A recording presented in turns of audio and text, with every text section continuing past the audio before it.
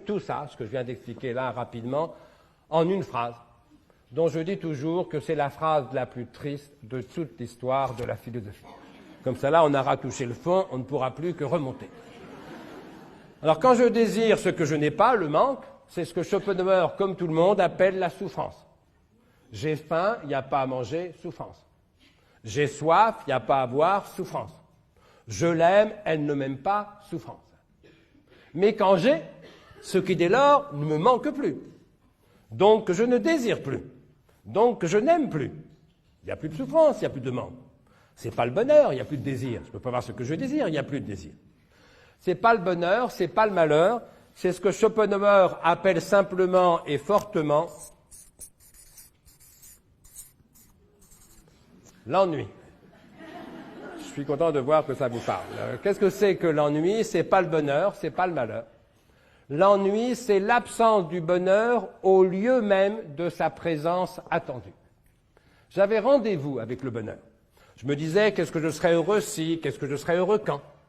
Le si se réalise, le quand c'est aujourd'hui, je ne suis pas heureux pour autant. Et j'avais rendez-vous avec le bonheur, je suis au rendez-vous, le bonheur n'y est pas. Le bonheur m'a posé un lapin. C'est pas que je sois malheureux, je ne suis ni heureux ni malheureux, simplement je m'emmerde.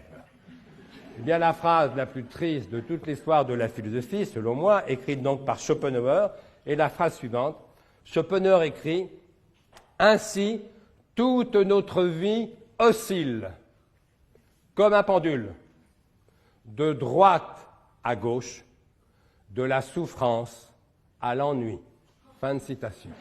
Ainsi, toute notre vie oscille, comme un pendule, de droite à gauche, de la souffrance à l'ennui.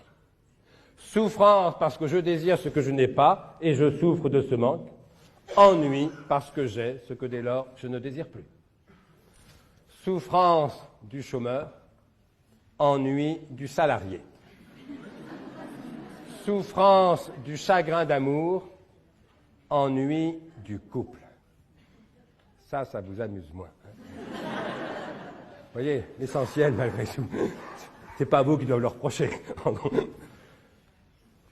Rassurez-vous, il n'y a pas que chez vous qu'on s'ennuie des fois, c'est normal. Il n'y a pas de couple où l'on ne s'ennuie jamais. Ça n'existe que dans les mauvais romans d'amour. Il n'y a pas de métier où l'on ne s'ennuie jamais. Ça n'existe que dans les mauvais livres de management, ce qui pour le coup est une espèce de pléonasme. Le philosophe Alain disait plus lucidement au début du XXe siècle « Le seul métier où l'on ne s'ennuie jamais, c'est celui qu'on ne fait pas. » Mais oui, bien sûr. Moi, si quelqu'un me dit « Je ne m'ennuie jamais au boulot », ma première action, c'est pas de me dire « Tiens, il doit travailler aux hôpitaux universitaires de Genève. » Ma première réaction, c'est de me dire « Encore un menteur » ou bien « Un inactif ». De même, si quelqu'un me dit « Je ne m'ennuie jamais dans mon couple », ma première réaction, c'est de me dire « encore un menteur » ou bien un célibataire.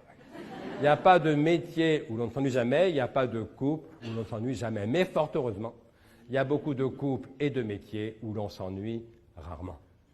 Où l'ennui n'est pas la règle, mais l'exception, bien sûr. Un couple heureux, ce n'est pas un couple où l'on ne s'ennuie jamais, arrêtez de rêver. Un couple heureux, c'est un couple où l'on s'ennuie beaucoup moins à deux que tout seul. C'est déjà pas mal. Et un couple vraiment très heureux, c'est un couple où l'on s'ennuie beaucoup moins à deux qu'avec tous les autres. Et là, croyez-moi, ça devient franchement délicieux. Un boulot heureux, c'est pas un métier où l'on ne s'ennuie jamais. Arrêtez de rêver. C'est parfois un métier où l'on s'ennuie moins que pendant les vacances. Ça peut arriver. C'est peut-être un métier où vous ennuyez moins que vous ne vous ennuierez pendant la retraite. Ça peut arriver aussi. Et c'est ça que Platon n'arrive pas à expliquer. Autrement dit, il y a une chose qui donne tort à Platon, peut-être une seule ou plusieurs, mais qui reviennent tout de même. Ce qui donne tort à Platon, c'est ce fait incontestable qu'il existe parfois des couples heureux. Ça met une raison forte d'aimer les couples quand ils sont heureux et de n'être pas platonicien. Ce que Platon n'explique pas, mais ça revient au même en vérité, c'est ce fait incontestable qu'il existe parfois des travailleurs heureux.